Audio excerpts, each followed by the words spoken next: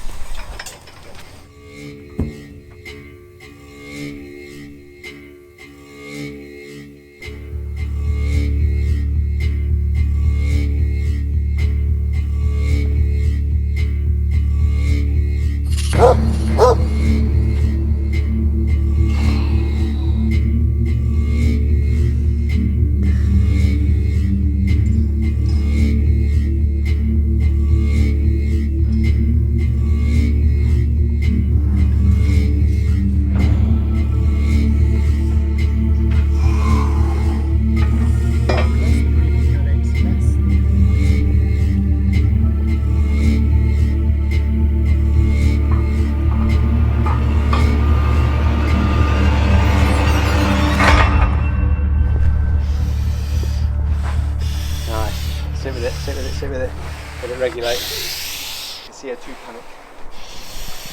It's not the resistance, right? No. No, it's the CO2 you rebreathe in. Normal air that we breathe in, 0.04% CO2. Exhaled air we breathe is about 4% CO2. It's like going up by 100 times and rebreathing it. Yeah. So relaxed. It's getting sync. Then breathe in, breathe out.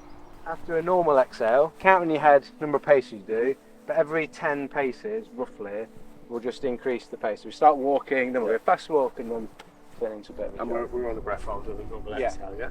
And just count in your head how many paces. Yeah. And we do. So you want to pick up the pace every 10. Lost me there.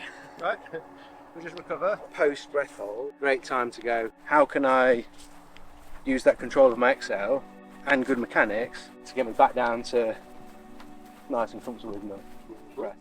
It's upregulated. It's a stress. You get that instant upregulation, don't you? And I think you get it without having to overly stress the system as well. Yeah, because it's jogging. You could stay walking, but yeah. That's the same as why I love doing the pool work, because you, naturally being in a pool anyway, you've got low stress on your joints. But the minute you introduce them breath holds, you're not even swimming fast. Your heart is.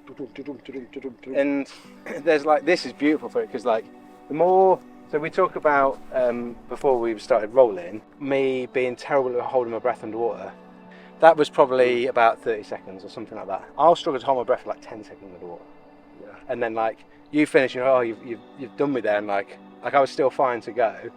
One of the things is like your environment around you, the water stresses me out. Being outside that panoramic view is like sort of trying to relax in and just lock into it. Yeah, you feel very safe, don't you? Whatever your sport, just that ability to come home to that stillness. Obviously, that's part and parcel of having really good CO2 tolerance and really good mechanics.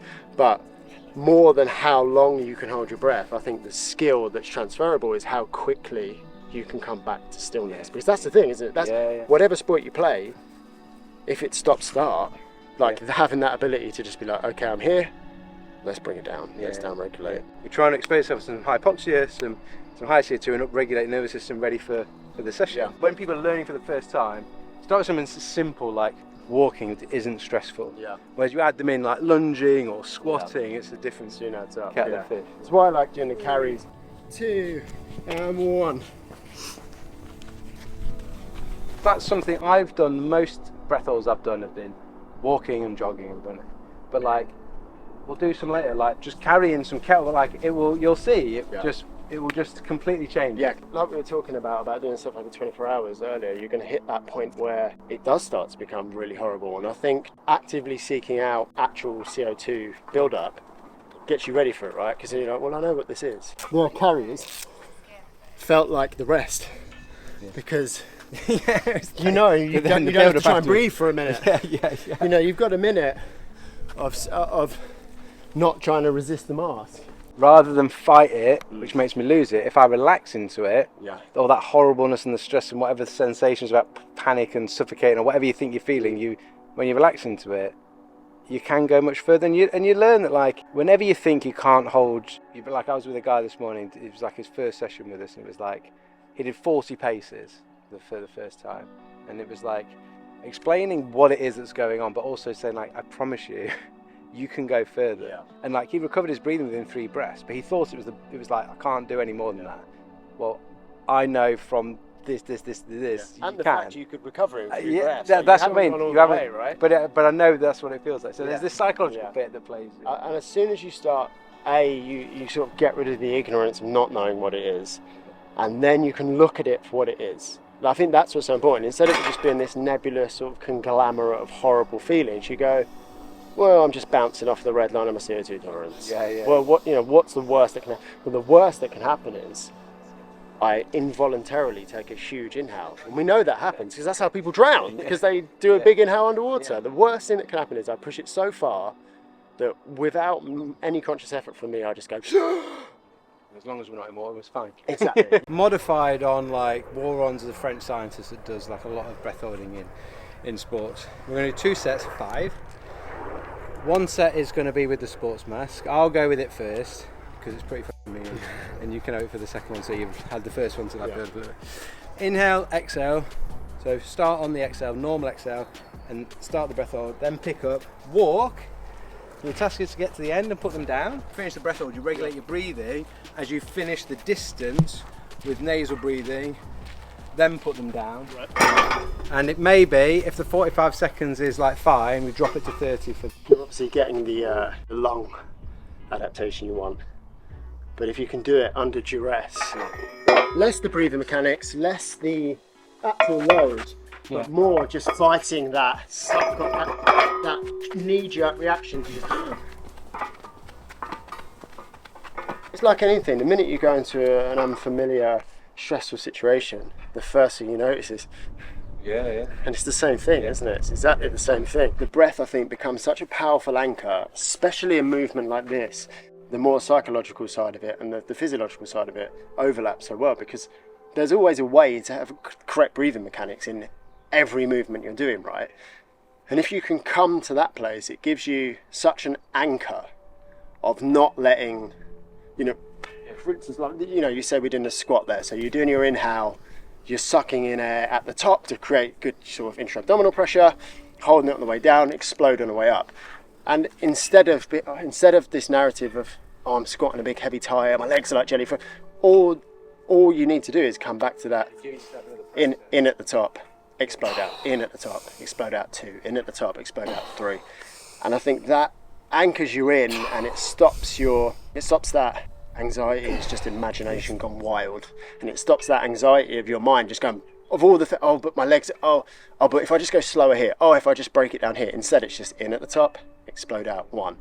And I think that creates such a powerful anchor, doesn't it? And obviously the added juiciness of getting your breath mechanics right and actually having enough air in the tank. Because the other thing that happens when your mind goes off in all them directions is a lot of people, they either start or hold their breath all together, and then you're on that downward spiral, aren't you, of that what I call that feedback loop of psychology and the physiology, where you start panicking, your breath reflects it, like reminding yourself that you're breathing, reminding myself that I'm breathing. But when that really is, even you can't really even intellectualize your way out of it, because you do know that you're rebreathing CO2 as well. Breath starts getting shallower. Now your mindset, and then that's where I just think, I always say, the breath is the place where you cut that loop, because you just have to take the split second to go, okay, I'm here. I'm not dying. I'm not, this tire's not going to crush me. If I do one more lap, it's not the end of the world. You're going to do it. Stop the bargaining and just listen to the breath. I think it's such a powerful tool for that, isn't it? I think I appreciate that in recovery. I'd typically be thinking about the physiology side of it, like the science of how the mechanics and the breathing and why, whatever, blah, blah, blah, blah, blah, is going to help with our actual recovery, as well as the fact that during that recovery period, you're not doing the movement, you're not doing the thing anymore. You're wondering, like, am I going to be able to, like, back this up in the next set or the next thing or whatever it is? And your mind can go all over the place rather than giving yourself something to do. Like, I've got a process. It's that loop, isn't it? You could be standing there going, oh, you're watching the clock. Oh, time never goes quicker than when you're on an EMOM, and you've got, like when we were just doing that then, the noise, everything else goes away, and suddenly the length of that first good inhale, that little hold at the top that you can just walk around in, it feels like an eternity. You feel like, okay, I'm here, it's cool, and this, I'm actually also doing the optimal thing for what I'm about to do, because what you see so many people do is they jump off the bike or whatever they're doing an EMOM and and they're trying to fight the pain, like trying to escape it, rather than sit with it. And the thing is, if you actually get as close as possible to it and see it for what it actually is, you're like, oh, okay. As opposed to when you're trying to escape it, it's like I said earlier, isn't it? It's like a dragon in a dark room. Then it just gets bigger and bigger and bigger, doesn't it? Because then you're like, I'm not recovering. Oh shit! How am I going to possibly go again? Whereas you just sit down and give yourself that eternity. And I hope some people watch this that aren't in this space of thinking about breathing, because this conversation is going on in their head, and intuitively that as soon as you're panting, intuitively it's not good. It's not right, and it's like interacting with your nervous system, even if you're not thinking about it. Like intuitively knowing, like if you see your mate and they look distressed about something and you can see them panting, what do you automatically do? You like try and help them calm down, you'll automatically do that, even away from exercise. So we know that conversation is going on in our heads. Anyway, and I think that the thing I really like about how you present it is it's very just simple and rational, and almost, this might not be the right word, or maybe it doesn't sound like it, but it's obvious. Like I try to do it in a similar way. It's like it's actually someone listening to everything goes, oh, it's obvious. I think so many things are obvious, but they become shrouded and sort of obfuscated by other things you learn, or just forgetting. It really is obvious, but it's something that you have to remember to come back to. And so, we'll be here sometimes, we'll be running an event, and you see how you can know everything you need to know about breath mechanics, about the physiology of oxygen and carbon dioxide and blood gases. But so often, if you've got someone going hammer and tongue in a competition, and you just look them square in the eye and say, breathe. And they just instantly go, and come back. And obviously, there's a time and a place. If I'm going full bore in an event, then my mouth's wide open for when it needs to be, right? But you just say breathe, and so many people, they come back here, don't they? They come back here. And there's levels. It's like you could give them and potentially too much information. You say breathe these particular mechanics and and actually, what do people need? They potentially need just a cue to be. Send some attention to your breathing, and it will help to regulate you. Because like you say, it's obvious, and it's just remembering. You're just getting them to remember.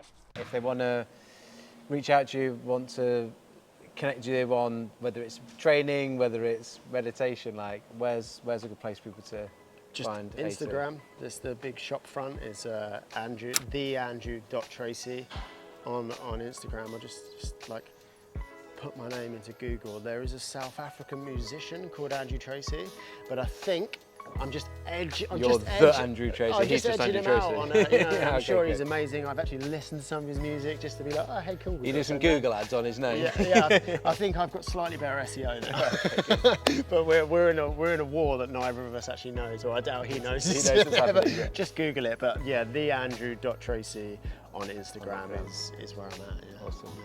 Mate, thanks so much. Jude, absolute pleasure. Yeah. I like how that just evolved into. Yeah.